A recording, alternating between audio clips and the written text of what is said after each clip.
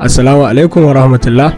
Masu kallo, idan ba ku manta ba, kamar yadda muka yi alkawari, insha Allahu za mu dinga kawo muku video tutorial, ma'ana koyi da kanka a harshen Hausa, yadda za ka yi editing ɗin video, film ko waka da sauran abubuwa. Kamar yadda aka saba, ni nake gabatar da wannan shiri a koda yaushe. Sunana Nura Ismail Idris mai sarauniya.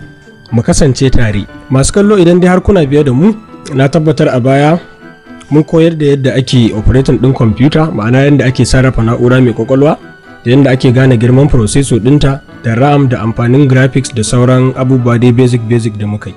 Insha Allah kuma yau kai tsaye abin da zamu shiga ne akan ita kanta software da ake editing da ita. Software da ake editing da su suna da yawa, amma software da mu zamu aiki da ita a yau ita ce Adobe Premiere Pro. Nau'i na Premiere da zamu yi amfani da ita, domin kasancewa ita ma Premiere nau'i ce, zamu yi amfani ne da nau'in 2017, ma'ana Adobe Premiere Pro wadda aka yi ta da suna Adobe Premiere Pro CC 2017 gata.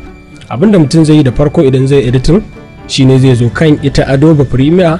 Da farko dai zaka zo kan Adobe Premiere Pro idan tana kan desktop, kana da shortcut ɗinta kenan. Idan ko an samu akasi baka da shortcut ɗinta a kan desktop ɗinka, to zaka je Windows, zaka iya duba ta a cikin all applications, amma kuma idan baka ganta ba ko in kana gaggawa kawai zaka iya rubuta sunanta, ma'ana kai typing ADOBE,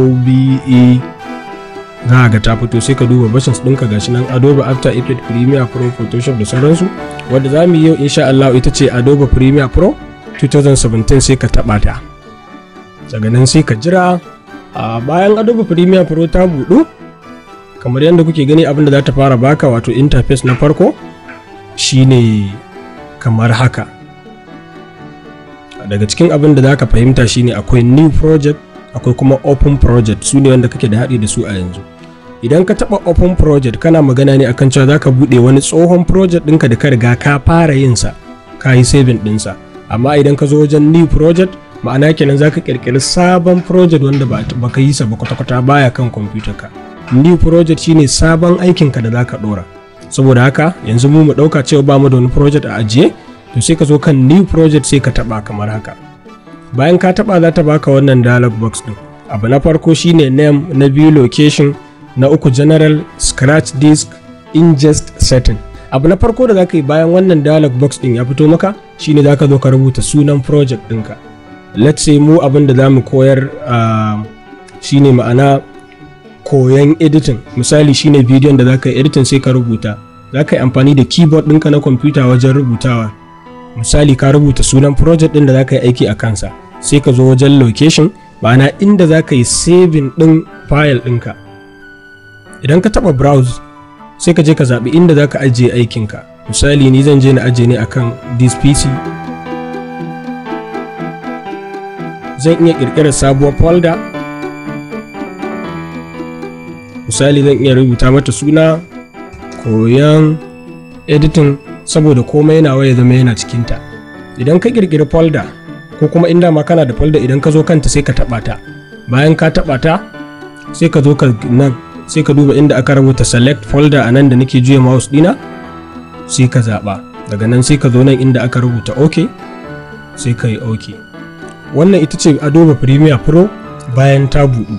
Kamar yadda kuke gani yanzu, musamman wanda ya saba ko ya taɓa buɗe Premiere, zai ganta a wani iri a hargitse, bai gane wani abu ba.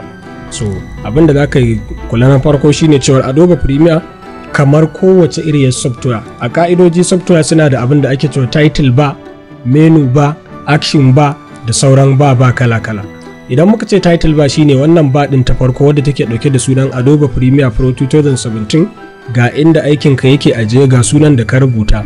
Sannan sai menu bar, su ne irin su file, edit, clip, sequence, make, marker, title, window, help da sauransu. Idan kana so Adobe Premiere ta dawo maka daidai, sai ka zo na inda aka rubuta window. Idan ka shiga, sai ka zaɓi na farko workspace, sai ka taho ƙasa, sai ka duba inda aka sa reset, sai ka taɓa. Wannan shine zubin da ya kamata a ce Adobe Premiere Pro ta zo maka da shi. Bayan ka buɗe Adobe Premiere Pro, za ka ga tana ɗauke da wasu abubuwa da ake cewa panels. Idan na ce panels, shine duk wani yanki guda ɗaya da yake zaman kansa wanda zai iya yin aiki a cikinta. Kamar misali wannan funnel ne, Lumetri Scope funnel ne, effect panel ne, audio clip mixer panel ne, program monitor panel ne, lumetri color, timeline, project da sauransu. Za ka duba inda aka rubuta editing, kamar nan na farko za ga assembly, editing, color, effects, audio, titles, libraries, sai ka taba editing.